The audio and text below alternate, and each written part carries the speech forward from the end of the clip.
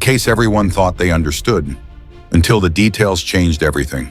On Christmas Eve, 2002, a pregnant woman disappeared in broad daylight from a quiet California neighborhood. No scream, no witnesses, no obvious signs of a struggle, just gone. Her name was Laci Peterson. She was 8 months pregnant, and within weeks, the man America believed should be searching hardest for her was instead being watched, followed, and quietly investigated. Here's the part most people don't realize. The case against Scott Peterson didn't begin with hard evidence, a smoking gun, or even a crime scene.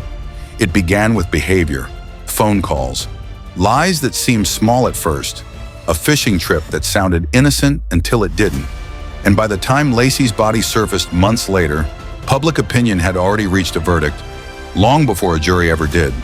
So how did a missing person case turn into one of the most infamous murder convictions in American history? And what details still divide people today? Let's walk through it slowly. December 24th, 2002. Modesto, California. Scott Peterson told police that morning was normal. He said Laci planned to walk the dog. He said he left around 9:30 a.m. to go fishing at the Berkeley Marina, nearly 90 miles away. When he returned home that evening, the house was quiet. Laci was gone. The dog was still there, leash on, wandering the neighborhood. That detail alone sent a chill through investigators. Dogs don't walk themselves, and they don't return home calmly if something violent happens on a walk. Within hours, the neighborhood flooded with volunteers. Flyers went up, candlelight vigils formed, media trucks arrived fast. On the surface, Scott appeared cooperative, calm, composed, almost too steady. But then came the first crack. Police learned Scott had told another woman, Amber Frey, that he was a widower, not separated, not divorced, widowed, and he told her this before Laci went missing. Suddenly, this wasn't just a missing persons case, it was a story about deception. And once that door opened, investigators started pulling on threads they couldn't ignore. Here's what made this case different. The timeline was tight, the location was ordinary, and yet there was no clear explanation. That tension, the absence of obvious answers, kept the nation watching. And then something happened that quietly shifted everything. When Amber Frey came forward in January 2003, she didn't do it for fame. She did it because she recognized Laci's face on the news and realized the man she was dating had lied about nearly everything. Amber agreed to secretly record phone calls with Scott. These recordings became some of the most chilling evidence in the case. Not because Scott confessed, but because of when they happened. While Laci was missing, Scott was calling Amber from candlelight vigils, from memorials, from Europe. At least that's what he claimed. In reality, he was standing in a crowd searching for his missing wife, whispering sweet nothings to his girlfriend. To prosecutors, this wasn't just immoral, it was motive. They argued Scott wanted a new life, free of responsibility, free of marriage, free of impending fatherhood. But here's the uncomfortable truth. Having an affair is not murder, and the defense leaned hard into that distinction.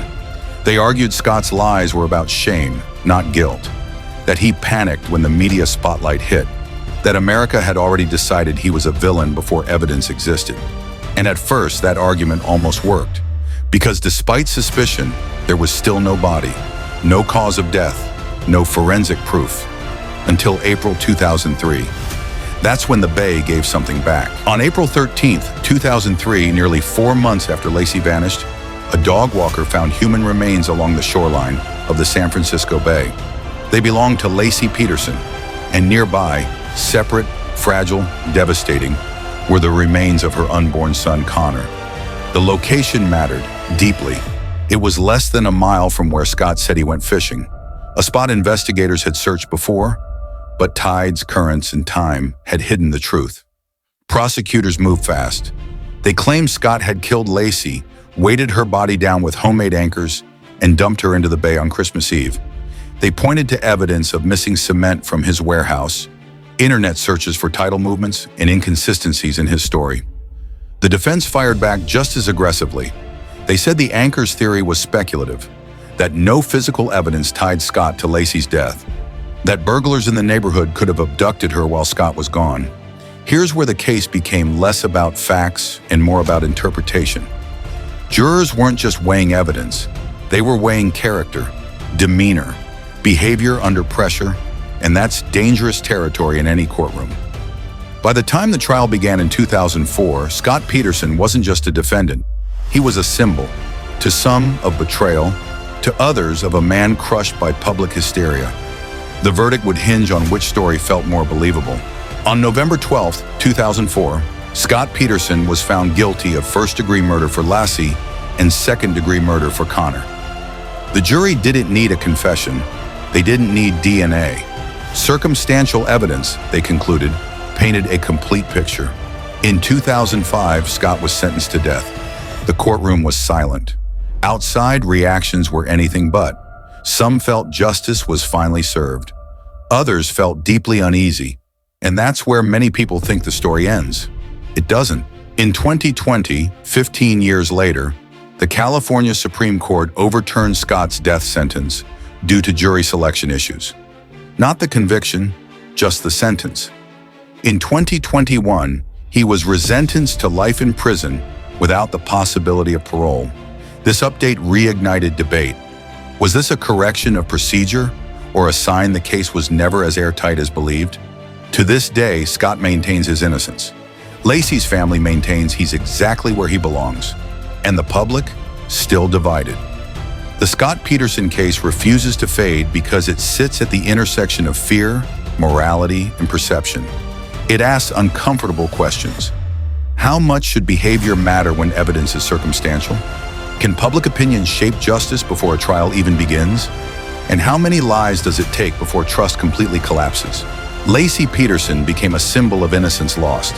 Connor became a reminder of futures erased. And Scott Peterson became a mirror, forcing us to confront how quickly we decide who someone is based on fragments. Whether you believe the verdict was inevitable or flawed, one truth remains. This case changed how America views missing persons, media trials, and the thin line between suspicion and certainty. And long after the cameras leave, after the headlines fade, one question still lingers, quietly, stubbornly. Did we see the full truth, or only the story we were ready to believe? That question is why this case still matters, and why it always will. If you want more courtroom cases that divided a nation, changed the law, or exposed uncomfortable truths, subscribe. Because the verdict is never just the end of the story.